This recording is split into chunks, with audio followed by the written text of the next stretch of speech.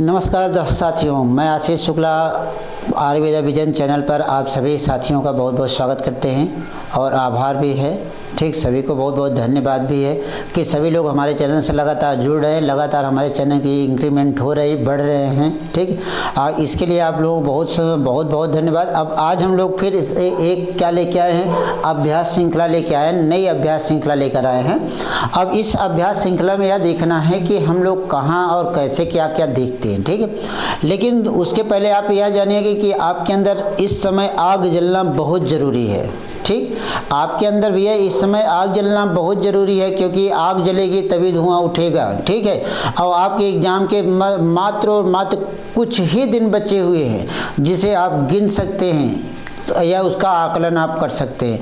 तो उसके लिए आपको तैयार होना होगा। अब इसके बाद फिर अब आपको क्या, एक हफ्ते का आपके पास समय बचा है।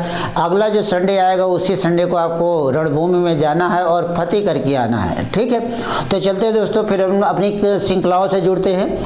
आज का जो हमारा पहला प्रश्न है, पहला प्रश्न क्या है, हिंदी को राजभाषा नीति के रूप में संवैधानिक मान्यता कब मिली। देखिए, प्रश्न आपसे वही है, उत्तर वही है, लेकिन प्रश्न को थोड़ा सा घुमा के पूछा है। कहा गया हिंदी को राजभाषा नीति के रूप में संवैधानिक मान्यता कब मिली। विकल्प दिया गया 26 जनवरी 1950, 14 सितंबर 1949, 15 अगस्त 1947, 14 सितंबर 1955। ठीक, तो देखिए दोस्तों, हिंदी को संवैधानिक मान्यता कब मिली की बात होती है तो वही जो होता है 14 सितंबर 1949 को मिली। ठीक, अब सॉरी एक मिनट इसको देखिएगा। जब इस संवैधानिक नीति की बात आती है, किसकी, संवैधानिक मान्यता के रूप में इसे कब अधिकार दिया गया, तो ध्यान दीजिएगा, हिंदी को राजभाषा नीति के रूप में क्या कहा गया, प्रश्न में क्या कहा गया है, हिंदी को संवैधानिक भाषा के नीति के रूप में इसे मान्यता कब मिली। तो यह आप जानिएगा, यहाँ थोड़ा सा गड़बड़ी आ गई, छप गया गड़बड़। ठीक, यहाँ पे जो दिसंबर लिखा है 14 सितंबर, यहाँ पे क्या होना चाहिए, या जो टाइपिंग हो गई, टाइपिंग गलत, 14 सितंबर 1949 को मिली। ठीक, कब मिली, 14 सितंबर 1949। इसको आप फिर से देख लीजिएगा, संवैधानिक मान्यता कब मिली थी, 14 सितंबर 1949 को मिली थी। ठीक, संवैधानिक मान्यता कब मिली थी, 14 सितंबर 1949 को मिली थी।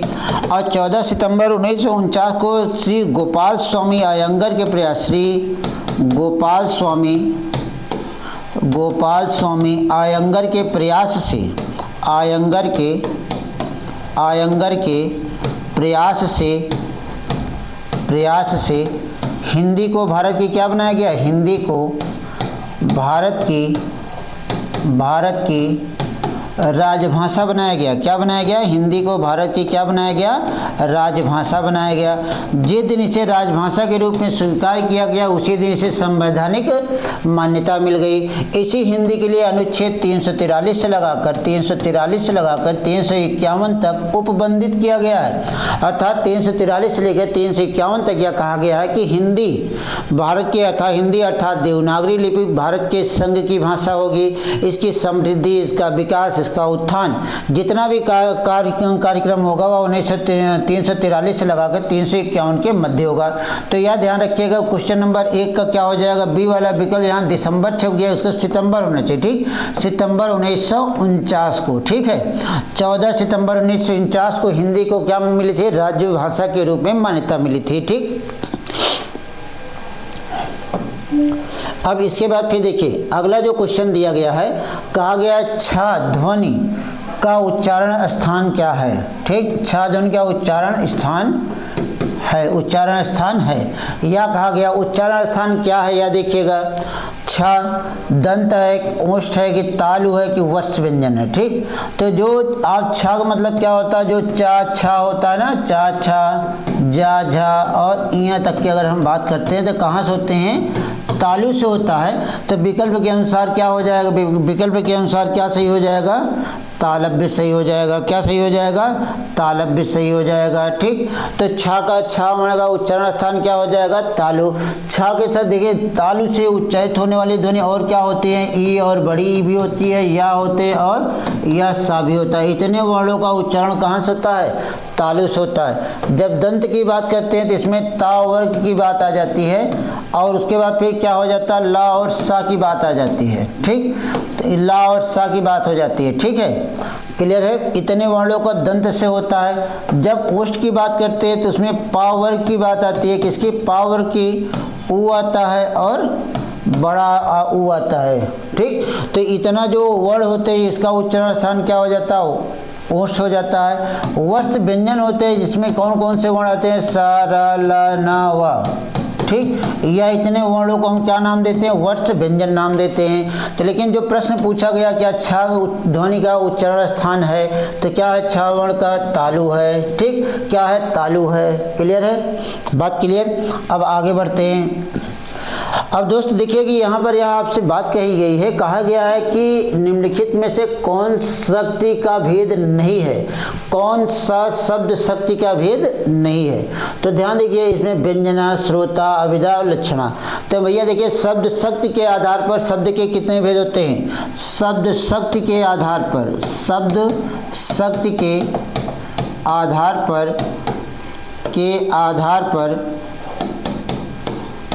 पर शब्द के जब भेद देखे जाते हैं, शब्द के भेद, तो शब्द के कितने भेद होते हैं भैया? 3 भेद होते हैं। कौन कौन से होते हैं? एक अभिधा होता है, अभिधा, फिर दूसरा क्या हो जाता है? लक्षणा, फिर तीसरा क्या हो जाता है? व्यंजना हो जाते हैं। ठीक, क्या हो जाता है? व्यंजना हो जाता है। ठीक, तो ये 3 भेद होते हैं। तो आप बताइए कि कौन सा भेद नहीं है? तो यह वाला भेद नहीं है, बाकी यह या तीनों भेद किसके हैं? शब्द शक्ति के भेद होते हैं। ठीक, अगला क्वेश्चन देखते हैं। हमारे देश में जयचंदों की कमी नहीं है में जयचंदों, ध्यान दीजिएगा, जयचंदों संज्ञा के किस भेद के अंतर्गत आएगा? अब क्या कहा गया? हमारे देश में जयचंदों की कमी नहीं है। तो जयचंदों की जब कमी नहीं है तो वहाँ पे पूछा गया जयचंद किस संज्ञा के भेद के अंतर्गत आएगा?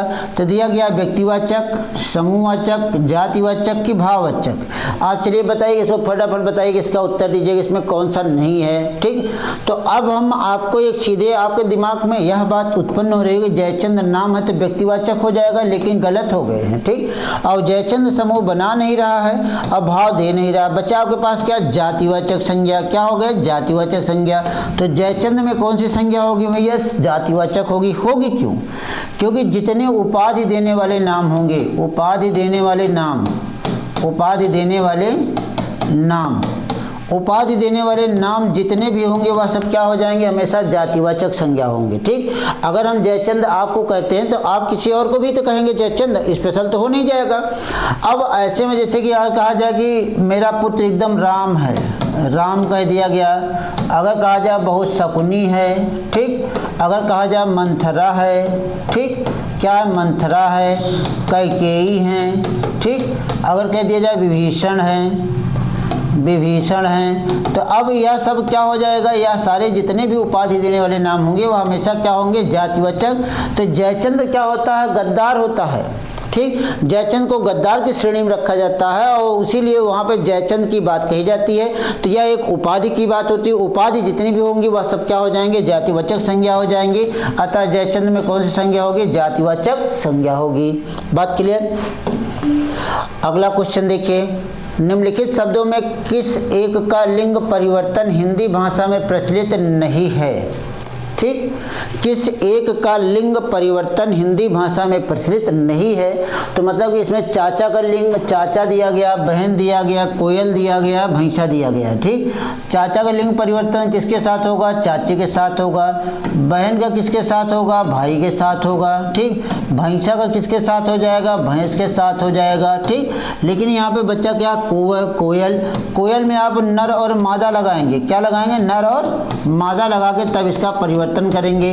तो कोयल जो हो जाएगा उसका लिंग परिवर्तन हिंदी भाषा में नहीं है। ठीक, तो यहाँ आप कोयल को कर दीजिएगा, राइट आंसर हो जाएगा आपका। ठीक, एकदम सही उत्तर माना जाएगा। अब अगला क्वेश्चन देखते हैं। अगला क्वेश्चन देखते हैं कि अगला क्वेश्चन ये आपके दिमाग से बाहर की बात होगी, इसको आप सिर्फ ऐसे देख लीजिएगा, इसमें आपका इससे कोई लेना देना नहीं है, ठीक है।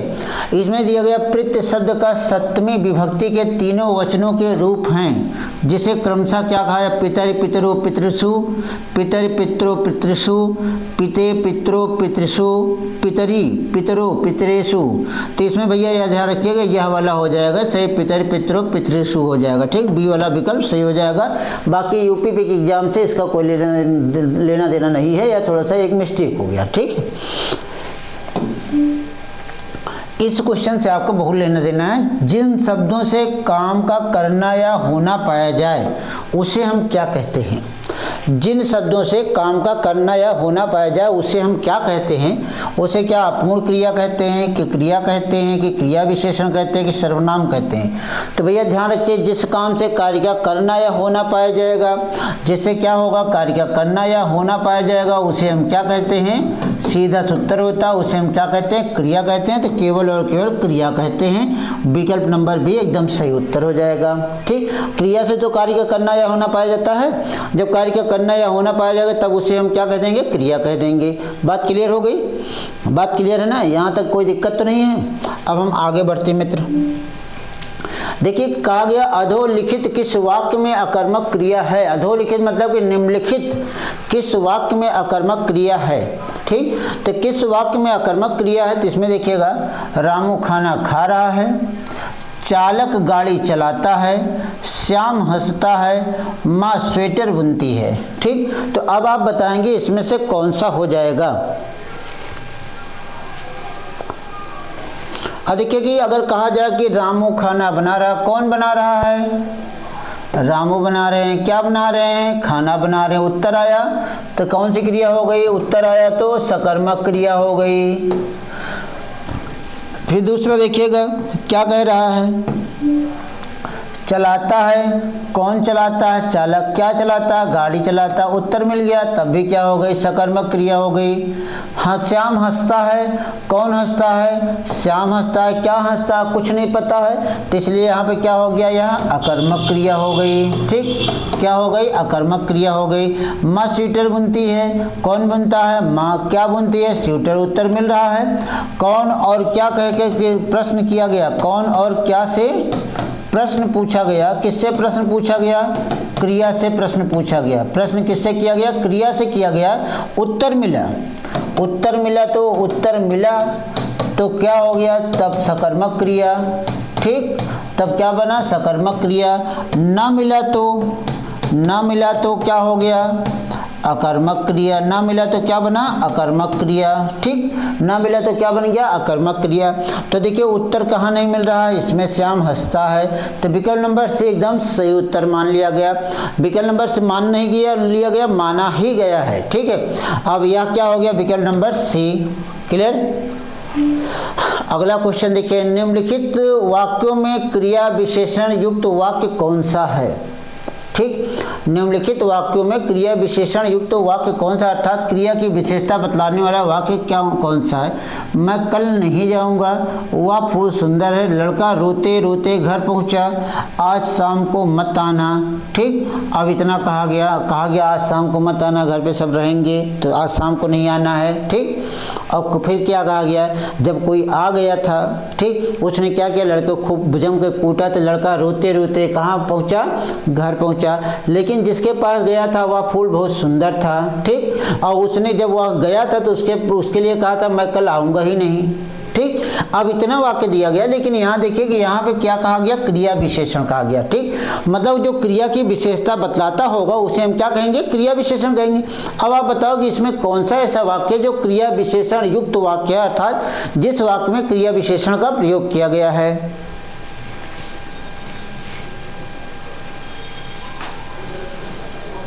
आप बताइए।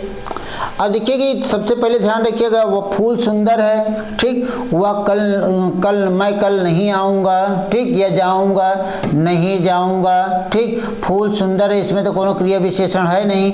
क्रिया की जो घर पहुँचा हुआ लड़का रोते रोते कहाँ पहुँचा, घर पहुँचा, तो यहाँ जो रोना है वह क्रिया की विशेषता बतला रही है, इसका विशेषता यह बतला रहे, अर्थात विकल्प नंबर सी राइट आंसर हो जाएगा। क्या हो जाए, लड़का रोते रोते घर पहुँचा। यहाँ जो रोते रोते शब्द दिया गया है, यही रोते रोते शब्द क्या हो जाएगा, क्रिया विशेषण अव्यय हो जाएगा, ठीक, क्या हो जाएगा, क्रिया विशेषण अव्यय हो जाएगा। क्लियर है, तो यही रोते रोते विकल्प नंबर सी एकदम सही उत्तर होगा, ठीक है।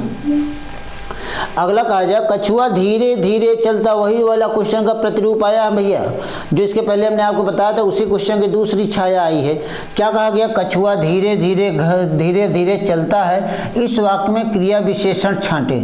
इस वाक्य में धीरे धीरे है, कछुआ है, चलता है कि कोई नहीं है, गलत, चलता क्रिया है, कछुआ संज्ञा है, गलत। तो बचा क्या आपके पास, धीरे धीरे, तेज, रोज रोज, हर रोज, प्रातः काल, सुबह सुबह, भोर भोर में, यह सारे शब्द जितने आते हैं, यह सारे शब्द क्या कहलाते हैं, हमेशा क्या कहलाएंगे, क्रिया विशेषण कहलाएंगे। क्या कहलाएंगे, क्रिया विशेषण कहलाएंगे, यह चीज याद रखिएगा, ठीक। अब यहाँ पे कौन सा हो जाएगा, धीरे धीरे क्या होगा, क्रिया विशेषण हो जाएगा। बात क्लियर। अब देखिए फिर वही एक क्वेश्चन आया, कहा गया अध्यक्ष और अधिष्ठता में उपसर्ग है, अध्यक्ष और अधिष्ठता में उपसर्ग कौन सा है। तो देखिए इसमें क्या लिखा गया, आदि है, अति है, अध है, प्रति है, इसमें से कौन सा है कौन सा नहीं है, बताइए भैया मित्र, बताओ खटाखट बताओ, अध्यक्ष में कौन सा उपसर्ग है, अधिष्ठता में कौन सा उपसर्ग है। तो दोनों के ध्यान रखिए, जब अध्यक्ष कहा जाता है अधिधन अच्छ हो जाता है, क्या लिखा जाता है, अधिधन अच्छ हो जाता है। तो यहाँ देखिए उपसर्ग क्या आया, आदि, यहाँ तो आदि आपको दिखाई ही दे रहा है, तो कुल मिला के क्या हो गया, आदि उपसर्ग हो जाएगा। क्या हो जाएगा, आदि उपसर्ग हो जाएगा। अगला क्वेश्चन देखते हैं। अब ई प्रत्यय किस भाषा में नहीं है, किस शब्द में नहीं है, ई प्रत्यय किस शब्द में नहीं है, तेली, रंगीला, पाली, अलबेली, ठीक। अब आप बताइए कि किस शब्द में बड़ी ई प्रत्यय के रूप में नहीं लगा है, ठीक है। तो ध्यान रखिए, तेली में ई प्रत्यय लगा है, पाली में ई प्रत्यय लगा है, रंगीला में आ प्रत्यय लगा है, ठीक, अलबेली में ई प्रत्यय फिर लग गया है, ठीक है। तो यहाँ पे कौन सा नहीं है, रंगीला, ठीक, रंगीला में क्या नहीं है, ई प्रत्यय का प्रयोग नहीं किया गया है, ठीक। तो विकल्प नंबर बी एकदम राइट आंसर। क्लियर। अब अगला तीर देखते हैं, किसी को बुलाओ, किसको बुलाओ, किसी को बुलाओ, निश्चित नहीं किसको बुलाओ, मम्मी को बुलाओ, पापा को बुलाओ, भाई को बुलाओ, कि बहन को बुलाओ, कि प्रेमी प्रेमिका को बुलाओ, किसी, लेकिन कहा गया किसी को बुलाओ। अब किसी को बुलाओ कहा गया है, वाक्य में किस, इसमें से क्या है, संयुक्त सर्वनाम है, ठीक, सार्वनामिक विशेषण है, अनिश्चयवाचक है, यौगिक सार्वनामिक है, ठीक। अब आपके सामने चार विकल्प है भैया। अब चार विकल्प में है तो क्या कहा गया, किसी को बुलाओ। जब किसी को बुलाओ इसमें संयुक्त सर्वनाम की कोई बात ही नहीं आ रही है, ठीक। सार्वनामिक विशेषण इसलिए नहीं है क्योंकि संज्ञा के पहले क्या होगा, या में संज्ञा के पहले कोई सर्वनाम होगा, पहले क्या होगा, सर्वनाम होगा, ठीक। अब अनिश्चयवाचक मतलब का, जहाँ पर निश्चित नहीं होता है, निश्चित नहीं होता है, ठीक। अब यौगिक सार्वनामिक विशेषण यही वाला है, ठीक। तो यह भी गलत, यह भी गलत, यह भी गलत। बच्चा आपके पास क्या, किसी को बुलाओ, पता नहीं किसको बुलाओ, लेकिन कहा जा रहा है ना किसी को बुलाओ, यह क्या अनिश्चित है, यह तो कहा नहीं जा रहा कि मम्मी पापा को बुलाओ, लेकिन यह कहा गया किसी न किसी को बुलाओ। और जब किसी को बुलाने की बात होगी तो उसमें गाय भैंस बकरी कौवा तो आएगा नहीं भैया, तो जो आएगा कोई ना कोई अपना सगा रिश्तेदार, खास मित्र, यार दोस्त, यही सब आएंगे, और तो कोई आएगा नहीं। कि और कोई आएगा, और कोई आएगा नहीं, आएगा कोई नहीं आएगा, ठीक। तो किसी को बुलाओ कौन सा सर्वनाम हो जाएगा, अनिश्चयवाचक सर्वनाम हो जाएगा। कौन सा होगा, अनिश्चयवाचक सर्वनाम हो जाएगा। बात क्लियर है। इसके बाद लिखा गया, निम्न में वर्तमान काल का उदाहरण है। वर्तमान मतलब जो तत्कालिक चल रहा होगा, उसने पढ़ा था, वह पुस्तक पढ़ेगा, वह जाता है, वह खेल रहा था, ठीक। अब यहाँ पे क्या कहा गया, वर्तमान काल का। पढ़ा था तो कहाँ चला गया, भूतकाल। पढ़ेगा तो कहाँ चला गया, भविष्यकाल। ठीक। वह जाता है तो क्या हो गया, वर्तमान काल। ठीक। और यह वह खेला था, यह भी क्या हो गया, बीते हुए समय की भूतकाल। तो वर्तमान काल कौन सा हो गया, वह जाता है। ठीक। क्या हो गया, वह जाता है। तो यह क्या हो गया, वर्तमान काल हो गया, क्योंकि क्रिया अभी अभी चल रही है ना। जो क्रिया तत्काल चल रही होती, प्रभावित होती है, उसे हम क्या कहते हैं, वर्तमान काल कहते हैं। तो विकल्प नंबर सी एकदम सही उत्तर हो जाएगा, वह जाता है। ठीक। अब अगला क्वेश्चन देखिए।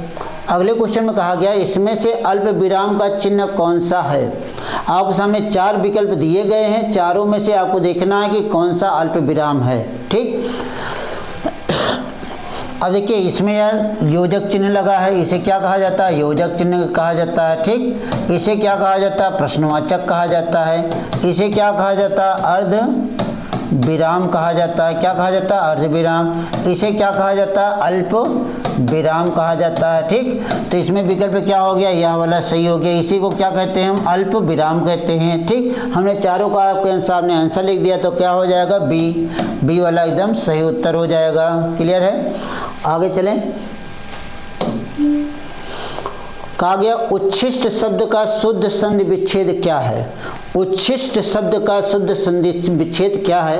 यहाँ देखिए, उत्धन शिष्ट लिखा गया, उत्धन शिष्ट लिखा गया, उत्धन शिष्ट लिखा, उत्धन शिष्ट। यह गलत हो गया, यह भी गलत हो गया, इसमें हलंत नहीं लगा, यह वाला पद गलत हो गया। बचा आपके पास क्या, बी। अब यह होगा कैसे, यह भी आप ध्यान दो। जैसे हमने कहा उत, हलंत लगा दिया, उसके बाद फिर क्या लिखा गया, शिष्ट।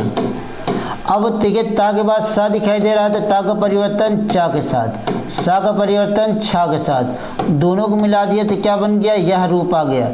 शब्द क्या बन गया है, अब देखिए शब्द क्या बना, उच्छिष्ट बन गया। ठीक। अब यह वाला देखिए, चा और छा आया कि नहीं आया।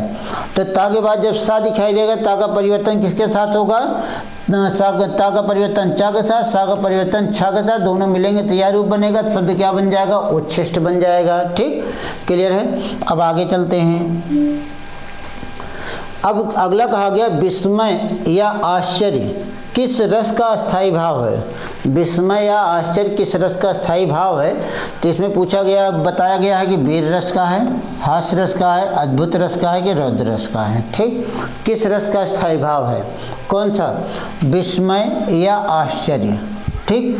किस रस का स्थायी भाव है, यह आप बताइए। तो विस्मय या आश्चर्य क्या होता है, किसका स्थायी भाव होता है, अद्भुत रस का। किसका होता है, अद्भुत रस का होता है स्थायी भाव। ठीक। अब यह जानिए कि अद्भुत रस में क्या हो जाता है, विस्मय स्थायी होता है, तो वीर रस का क्या हो जाता है भैया, उत्साह हो जाता है। क्या होता है, उत्साह। हास्य का क्या हो जाता है, हास्य। रौद्र क्या हो जाता है, क्रोध। ठीक। रौद्र का स्थायी भाव क्या होता है, क्रोध। हास्य का हास्य, वीर का उत्साह। तो अद्भुत का क्या हो जाता है, विस्मय। क्या हो जाता है, विस्मय। यह इसी को क्या नाम दिया जाता है, आश्चर्य नाम दे दिया जाता है। ठीक है, क्या आश्चर्य दे दिया जाता है। बात क्लियर। अब देखिए, कहा गया है कि अगली जो पंक्ति लिखी है, निज भाषा उन्नति है सब उन्नति को मूल, बिन निज भाषा ज्ञान के मिटे न हे के सूल। ठीक। अब इस पंक्ति में कौन सा छंद है पूछा गया। तो निज भाषा उन्नति है सब उन्नति के मूल। अब देखिए, मात्रा 1 1 2 2 1 2 1 1 2 1 1 1 2 1 2 2 और 1। गिन लीजिए, 2 4 2 6 6 2 8 2 10 10 2 12 1 13। तो यहाँ तक कितनी मात्रा आई है, यहाँ तक कितनी मात्रा आई है, 13। और फिर देखिए, 2 4 2 6 6 2 8 2 10 10 10 के बाद फिर कितनी हो गई, 10 1 11। तो इतनी दूर में कितनी हो गई, 11 मात्रा हो गई। तो मतलब कि जहाँ 13 और 11 आएगा वहाँ पे कौन सा छंद होता है भैया, वहाँ पे कौन सा छंद होता है, दोहा छंद होता है। तो विकल्प में कौन सा है, दोहा छंद हो जाएगा, ना कि रोला होगा, चौपाई होगा, परवें होगा। ठीक। तो अब देखिए कि जहाँ पे 13 और 11 का मेल होगा वहाँ पे कौन सा छंद हो जाएगा, दोहा। हमने आपको करके बता दिया है, देख लीजिए, निकाल लीजिए, आप भी, आप लोग भी निकाल लीजिए, हमने निकाल के बता दिया। अगला क्वेश्चन देखिए,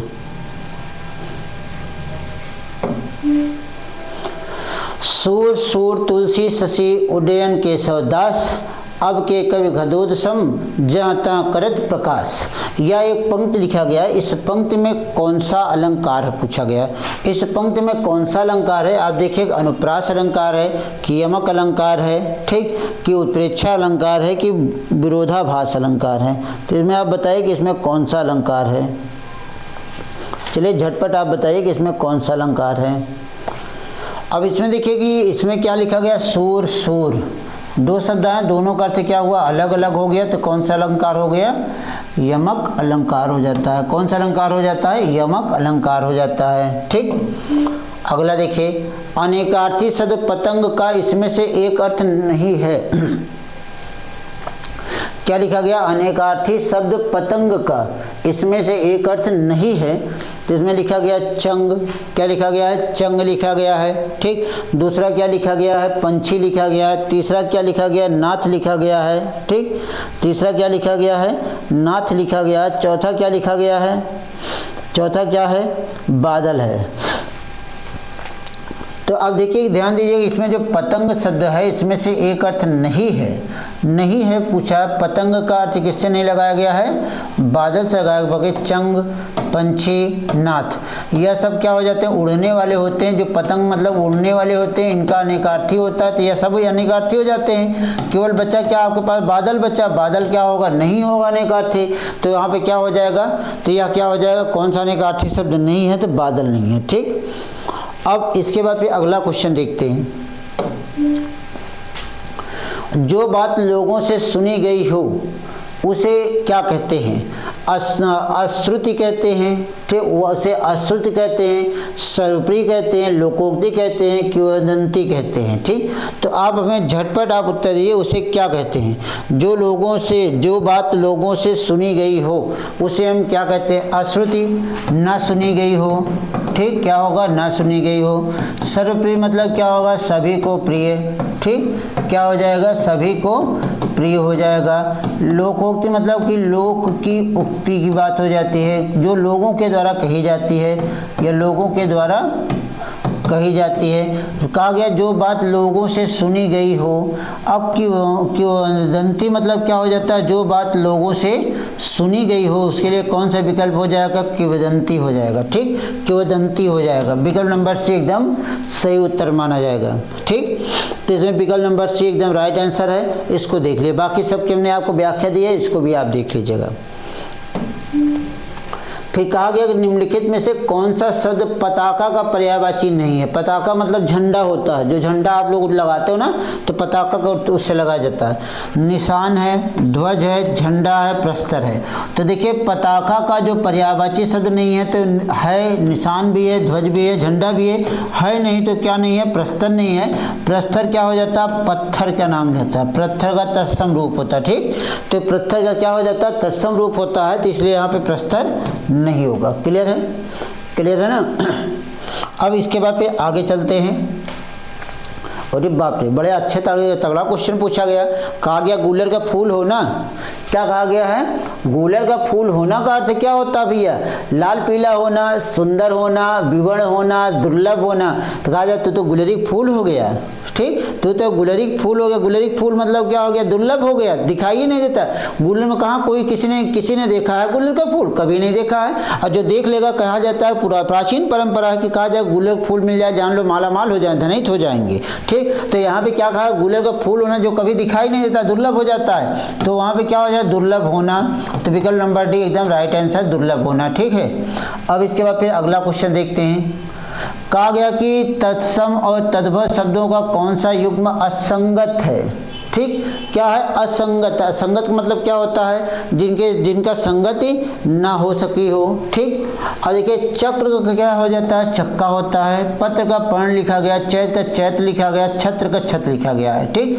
तो चक्र का चक्का सही है, चैत का चैत सही है, छत्र का छत्र गलत है, लेकिन पत्र का पर्ण गलत है, ठीक।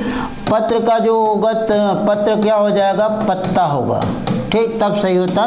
तो विकल्प जो प्रश्न करा, प्रश्न के अनुसार विकल्प नंबर 20 सही उत्तर होगा। ठीक, प्रश्न के अनुसार विकल्प नंबर 20 एकदम सही उत्तर होगा। यह बात हमारे हमारे आप लोगों के दिमाग में आ रही है ना, सारी चीज़ें सेट हो रही है, तो इसको आप सेट जरूर करिएगा, क्योंकि अब कहा हमने कहा अब आग लगाना बहुत ज़रूरी है। ठीक, आग लगेगा तभी धुआं उठेगा, नहीं तो नहीं धुआं नहीं उठेगा। तो दोस्तों इसको आप जरूर देख लीजिएगा, पत्र और पत्ता हो जाएगा लेकिन पढ़ नहीं होगा, तो यही युग्म क्या है, असंगत है। ठीक, अगला क्वेश्चन देखिए, कहा गया प्रतिकूल का विलोम शब्द है। ठीक, किसका है, प्रतिकूल का विलोम शब्द है। प्रतिकूल का विलोम शब्द क्या हो जाएगा, समान होगा, प्रतिदर्श होगा, अनुकूल होगा, अनुसार होगा। ठीक है, प्रतिकूल का विलोम शब्द क्या होगा, यह देखिएगा, समान तो है नहीं, गलत है, प्रतिदर्श भी गलत है, अनुसार भी गलत। प्रतिकूल अनुकूल हजारों बार एग्जाम में पूछा गया आपके यहाँ। ठीक, हजारों बार आपके एग्जाम में पूछा गया, प्रतिकूल का क्या हो जाएगा, अनुकूल हो जाएगा। क्या हो जाएगा, अनुकूल हो जाएगा। अब इसके बाद अगला क्वेश्चन देखते हैं, मतलब कि यहाँ पे ध्यान रखिएगा, यहाँ अशुद्ध की शुद्ध की जगह पे इसको आप यह ध्यान रखिए, इसको अशुद्ध वर्तनी कर लीजिए। क्या करना है आपको, अशुद्ध वर्तनी वाला शब्द है। ठीक, अशुद्ध वर्तनी वाला शब्द है, तो उसमें लिखा गया दधीची, याज्ञावल्क्य, ठीक, निवृत्ति और घनिष्ठ। अशुद्ध वर्तनी वाला शब्द देखेंगे तो क्या हो जाएगा, याज्ञावल्क्य हो जाएगा। यह अलग लिखा कैसे जाएगा, क्या लिखा जाएगा, याज्ञवल्क्य लिखा जाएगा, वल्यक लिखा जाएगा। ठीक, अब इस तरह लिखा जाएगा, तो अशुद्ध यह लिखा गया, बाकी दधीची भी सही है, निवृत्त भी सही है, घनिष्ठ भी सही है। थोड़ा सा यहाँ टाइपिंग मिस्टेक, यहाँ अशुद्ध की जगह पे अशुद्ध लिखना है। ठीक, अशुद्ध वर्तनी वाला शब्द कौन सा होगा, याज्ञवल्क्य हो जाएगा। ठीक है, इसको बी वाला एकदम आप राइट आंसर कर लीजिएगा। प्रश्न के अनुसार बी वाला विकल्प एकदम सही उत्तर होगा। अगला देखिए कि लिखा गया, निम्नलिखित में से एक शब्द की वर्तनी में हलंत संबंधी अशुद्धि है। कैसे संबंधी है, हलंत संबंधी। हलन मतलब जो तिरछी लाइन लगाते हैं शब्द के नीचे, तो वह अशुद्धि है। वह शब्द कौन सा है, सम्राट है, श्रीयुत है, परिषद है, श्रीमान है। इसमें देखिए कि स्पष्ट रूप से आपको दिखाई ही दे रहा होगा, बी वाला विकल्प, इसी में हलंत लगा, यही अशुद्धि है। बाकी परिषद में क्या हो जाएगा, परिषद में अगर यहाँ लगा देते तो परिषद हो जाता, तो यह दो दो विकल्प हो जाते, लेकिन क्या इसलिए लगा नहीं, तो इसमें विकल्प नंबर बी एकदम राइट आंसर हो जाएगा। ठीक, विकल्प नंबर बी एकदम सही उत्तर माना जाएगा। ठीक है, अब इसके बाद अगला दिया गया है कि निम्नलिखित विकल्प में शब्द युग्म का अर्थ भेद सहित है। तो अब इसमें मतलब भेद सहित है, तो इसका प्रयोग करें।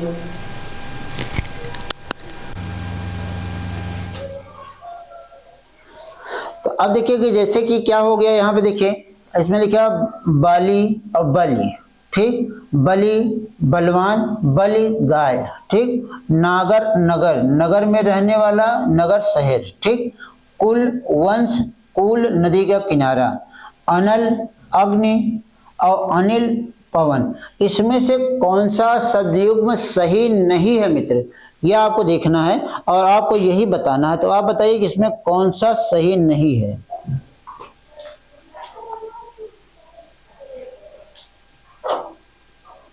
बताइए। तो देखिए बलि एक लिखा गया, बलि बलवान। ठीक, बलि गाय। ठीक, बलि का अर्थ गाय होता ही नहीं है। ठीक, नागर नगर में रहने वाला, नगर शहर की बात हो जाती है। कुल वंश होता है, कुल क्या होता है, नदी किनारा, सही है। अनल क्या हो जाता है, अग्नि होती है। अनिल क्या होता है, पवन होती है। तो मतलब विकल्प नंबर एक क्या हो, बलि का अर्थ क्या, गाय से नहीं लगाया जाता है। ठीक है, बलि का अर्थ गाय से नहीं लगाया जाता। बलि जब दी जाती है तो किसी को कुछ चढ़ाया जाता है, जैसे कोई जीव जंतु का दान देना होता है। ठीक, तो विकल्प नंबर क्या हो गया, एकदम राइट आंसर हो गया। प्रश्न के अनुसार एकदम सही उत्तर है। ठीक, अब इसके बाद अगला क्वेश्चन देखते हैं। कहा गया किस क्रमांक में परिमाण और परिणाम शब्द का युग्म सही अर्थ भेद है। ठीक, अब आप इसमें हमें देखिएगा, इसमें आप देखिए, इसमें लिखा गया है दूरी फल, मात्रा नतीजा, दूरी मोटापा, मात्रा और दूरी। अब देखिए परिमाण के मतलब हमेशा क्या हो जाता है मित्र, मात्रा होता है, और परिणाम का अर्थ क्या हो जाता है, फल, या जिसे आप रिजल्ट कहते हैं। अब देखिए इसमें क्या हो गया, फल कहाँ है, नतीजा कहाँ है। तो विकल्प नंबर बी एकदम सही उत्तर मात्रा और नतीजा हो जाएगा। तो विकल्प नंबर बी एकदम राइट आंसर हुआ। क्लियर हुआ? तो बी एकदम सही उत्तर है। ठीक है, बी एकदम सही उत्तर है। क्लियर है? अब अगला देखते हैं। अगला कहा गया हिंदी शब्द का सर्वप्रथम प्रयोग किस मुस्लिम इतिहासकार ने किया था। ठीक, हिंदी शब्द का सर्वप्रथम प्रयोग किस मुस्लिम इतिहासकार ने किया था। तो इसके बारे में आप बहुत ध्यान से सुनिएगा। तो इसमें अल बरूनी दिया गया है, औफी दिया गया, सरफुद्दीन यज़दी दिया गया, कोई नहीं वाला काट दीजिएगा, तीन में से एक है। ठीक, तो हिंदी शब्द का सर्वप्रथम प्रयोग किस मुसलमान ने किया था? अल बरूनी ने किया था। इनका ग्रंथ एक था जिसका नाम क्या था? अल हिंद। ठीक, ऐसी अल हिंद में एक इनका एक भाग आता है जिसका नाम इन्होंने लिखा था किताबुल हिंद। किताब उल हिंद यह लिखे थे। तो किताबुल हिंद जो इनका एक ग्रंथ था, इसी ग्रंथ में हिंदी शब्द का सर्वप्रथम उल्लेख मिला था। हिंदी शब्द का सर्वप्रथम उल्लेख मिला था। लेकिन जो सरफुद्दीन यज़दी थे, इनका एक ग्रंथ था जिस ग्रंथ का नाम क्या था? जफरनामा। ठीक, इस जफरनामा ग्रंथ में हिंदी का भाषा के अर्थ में, इसके अर्थ में भाषा के अर्थ में सर्वप्रथम प्रयोग किया था। सर्वप्रथम प्रयोग किया था, भाषा के अर्थ में सर्वप्रथम प्रयोग किया था। बात है किसकी? औफी की। औफी ने हिंदी की जगह पर हिंदवी शब्द का सर्वप्रथम प्रयोग किए थे। हिंदवी। ठीक, किस शब्द का? हिंदवी शब्द का सर्वप्रथम प्रयोग किए थे। औफी ने हिंदी के स्थान पर हिंदवी शब्द का सर्वप्रथम प्रयोग किया था। ठीक, सर्वप्रथम प्रयोग किया था। किसने किया था? औफी ने किया था। ठीक, तो इसको आप देख लीजिएगा। ठीक है, इतनी हमने आपको व्याख्या कर दिया। इसको आप देख लीजिए। हिंदी का सर्वप्रथम किस मुसलमान ने किया था? तो अल बरूनी ने किया था। किसने किया था? अल बरूनी ने किया था। ठीक, तो किसने किया था भैया? अल बरूनी। के इसको देख लीजिएगा। बाकी हमने सबकी व्याख्या दी है। अब क्वेश्चन नंबर अगला देखिए। कहा गया निम्न अधोलिखित में एक भोजपुरी क्षेत्र नहीं है। एक का भोजपुरी क्षेत्र नहीं है, मतलब निम्नलिखित भाषा में एक ऐसे क्षेत्र है जिसमें उसका भोजपुरी का कोई स्थान नहीं है। तो इसमें देखिए देवरिया लिखा गया, मिर्जापुर लिखा गया, इलाहाबाद लिखा गया, बलिया लिखा गया। भोजपुरी क्षेत्र नहीं है। देवरिया भोजपुरी है, मिर्जापुर है, बलिया भी है, लेकिन बच्चा क्या आपको? इलाहाबाद क्या है? नहीं है। ठीक, इलाहाबाद क्या नहीं है? भोजपुरी का क्षेत्र नहीं है। और ध्यान रखिएगा, इलाहाबाद खड़ी बोली के क्षेत्र में आता है। कुछ अवधी भाषा भी बता देते हैं। ठीक है, अवधी भाषा वाले क्षेत्र में आ जाता है, क्योंकि अवध का ज्यादा से ज्यादा हिस्सा इसमें इलाहाबाद में। ठीक है, तो ध्यान रखिएगा इसमें क्या हो जाएगा? सी वाला विकल्प एकदम होगा। सी वाले विकल्प में अवधी नहीं बोली जाती। बाकी देवरिया, मिर्जापुर और बलिया, इन तीनों में क्या बोली जाती है? और भोजपुरी बोली जाती है। अगला क्वेश्चन जो दिया गया आपके सामने लिखा गया, कहा गया कि निम्नलिखित गद्यांश को ध्यान से पढ़ लें। देखिए ध्यान पहले लिख दे रहा है कि वाक्यांश को ध्यान से पढ़िए तथा प्रश्न संख्या इतने से इतने तक उत्तर इसी गद्यांश के आधार पर दिया गया। मतलब इतने से इतना तक का प्रश्न जो होगा वो किसके आधार पे है? इसी गद्यांश के आधार पे है। तो आप इसको पढ़िए। देखिए, व्यक्तित्व जैसे धृतराष्ट्र ने लौह निर्मित भीम को अपने अंक में भरकर चूर चूर कर दिया। ठीक, वैसे ही प्राय पार्थिव व्यक्तित्व कल्पना निर्मित व्यक्तित्व को खंड खंड कर देता है। ठीक, पर इसे मैं अपना सौभाग्य समझती हूँ कि रविंद्र के प्रत्यक्ष दर्शन ने मेरी कल्पना प्रतिमा को अधिक दीप्त सजीवता दी। उसे कहीं से खंडित नहीं किया, पर उस समय मन में कौतूहल का भाव ही अधिक था, जो जीवन के शैशव का प्रमाण है। दूसरी बार जब उन्हें शांति निकेतन में देखकर का सुयोग देखने का सुयोग प्राप्त हुआ, तब मैं अपना कर्म क्षेत्र बुन चुकी थी। ठीक, वे अपनी मिट्टी के कुटी में श्यामली में बैठे हुए ऐसे जान पड़े मानो काली मिट्टी में अपनी उज्जवल कल्पना उतारने में लगा हुआ कोई अद्भुत कर्मा शिल्पी हो।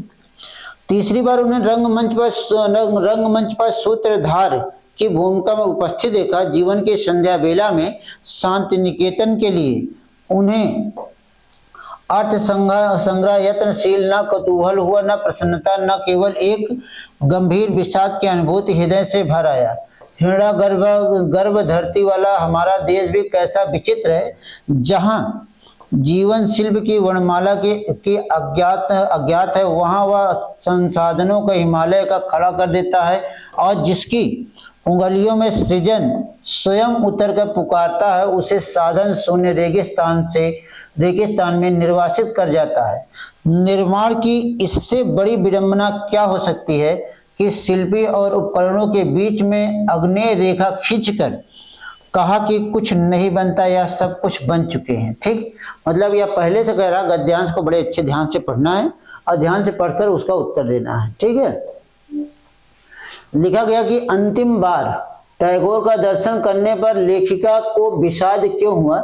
इसलिए कि टैगोर जैसा महान कलाकार को भी भौतिक साधन जुटाना पड़ रहा था, इसलिए टैगोर भीख मांगने पर मजबूर थे, इसलिए कि अच्छे कार्य के लिए आर्थिक सहायता नहीं मिल पा रही थी, इसलिए कि लोग कला के विशेष रुचि नहीं रखते थे। इसमें से कौन सा विकल्प सही हो जाएगा? अब देखिए जैसा कहा गया था तो उसमें विकल्प सी सही हो जाएगा, इसलिए कि अच्छे कार्य के लिए भी आर्थिक सहायता नहीं मिल रही थी, क्योंकि उस समय इतना प्रभाव तो था नहीं, तो उसमें अच्छे कार्य के लिए भी आर्थिक सहायता नहीं मिल रही थी। विकल्प नंबर सी एकदम सही उत्तर होगा। इस गद्यांश में लेखिका पाठकों को क्या बतलाना चाहती है?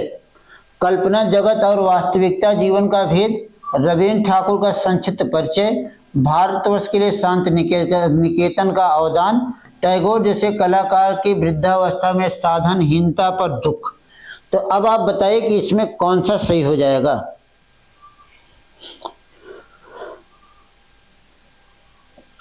चलिए बताइए, फटाफट बताइए इसमें उत्तर। पहले ध्यान से पढ़े हो कि नहीं पढ़े हो आप लोग? सीधी बात है कि उसमें यह दर्शाना चाहता है टैगोर जैसे कलाकार की वृद्धावस्था में साधन की हीनता पर दुख। मतलब टैगोर इतने बड़े कलाकार थे लेकिन वृद्धावस्था में उनके पास कोई संसाधन नहीं था, वह क्या असहाय पड़े हुए थे, कोई मतलब ही नहीं था उनका। तो वही चीज दर्शाना चाह रही कि वृद्धावस्था में उसका जो लाचारी बेबसी थी उसको। ठीक, गद्यांश का केंद्रीय भाव निम्नलिखित में से किस कथन से है? महान लोगों को भी सत्कार हेतु धन एकत्र करने के लिए भीख मांगनी पड़ जाती है। भारत जैसे विशाल देश में शिल्प कार्य के लिए धन की कमी है। धन के बिना किसी संस्था का संचालन नहीं हो सकता है। बड़े लोगों को किसी संस्था के लिए धन एकत्र करने में कठिनाई नहीं होती है। ठीक है, इतना चीजें दिया गया, इतनी चीजों में कौन सा सही हो जाएगा? चलिए बताइए, फटाफट बताइए। अब देखिए कि इसमें जो केंद्रीय भाव रहा कि भारत जैसे विशाल देशों में शिल्प कार्य के लिए धन की कमी है। ठीक, शिल्प कार्य के लिए धन की कमी है, तो बी वाला विकल्प सही उत्तर हो जाएगा। 35 का क्या हो गया? बी। इस गद्यांश के आधार पर कौन सा कथन उपयुक्त है? धृतराष्ट्र को भ्रम हो गया था, कल्पना वास्तविकता के प्रकट हो जाने पर खंडित हो जाती है, कल्पना निर्मित शरीर असत्य है और पार्थिव शरीर सत्य है, कवींद्र रविंद्र के दर्शन से लेखिका का भ्रम मिट गया। ठीक, कौन कथन उपयुक्त हो सकता है? आप बताओ इसमें क्या हो सकता है?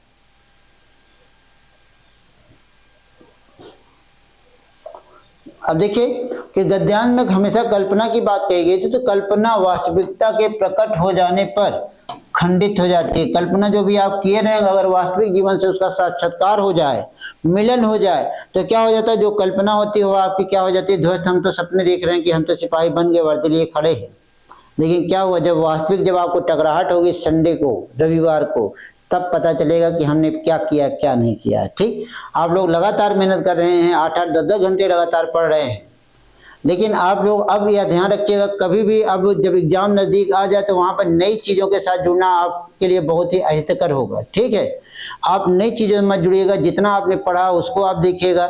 ठीक, उसी को आप दोहराइए, उसी के साथ आप चलिए, उसके अलावा कुछ ना करिए, निश्चित है आपकी सफलता, आपको सफलता मिल जाएगी। ठीक, चलिए देखिए, तो यहाँ 36 का क्या हो गया? विकल्प नंबर बी एकदम राइट आंसर हो गया। अब हम अगला क्वेश्चन पे चलते हैं। कहानी संग्रह दूसरा ताजमहल की लेखिका, कहानी संग्रह दूसरा ताजमहल की लेखिका कौन है? नासिरा शर्मा, क्षमा कौल है कि ममता कालिया कि अमिता जैन है? कहानी संग्रह की जब भी बात आएगी भैया, तो उसमें आप हमेशा ध्यान रखिएगा कि सबसे पहले जब कहानी की कोनो भी बात आए, लेखिका की बात आ जाए, तो तुरंत आप नासिरा शर्मा को पकड़िएगा, क्योंकि नासिरा शर्मा ने ही कहानी को और अच्छा रूप दिया है। ठीक, तो एकदम आप राइट, सही उत्तर आपको क्या हो जाएगा, नासिरा शर्मा हो जाएगा। क्लियर है। और उसके बाद फिर अगला जो क्वेश्चन देता है, अगले क्वेश्चन पे चलते हैं। सारा आकाश, सारा आकाश के लेखक कौन है? कमलेश्वर हैं, मोहन राकेश हैं, राजेंद्र यादव हैं, मन्नू भंडारी हैं। तो भैया ध्यान रखिएगा कि इनका तो संबंध था ही। बाकी इसमें जो सारा आकाश लेखक है वो कितने रचना किया था? राजेंद्र प्रसाद ने किया था। विकल्प नंबर सी एकदम सही।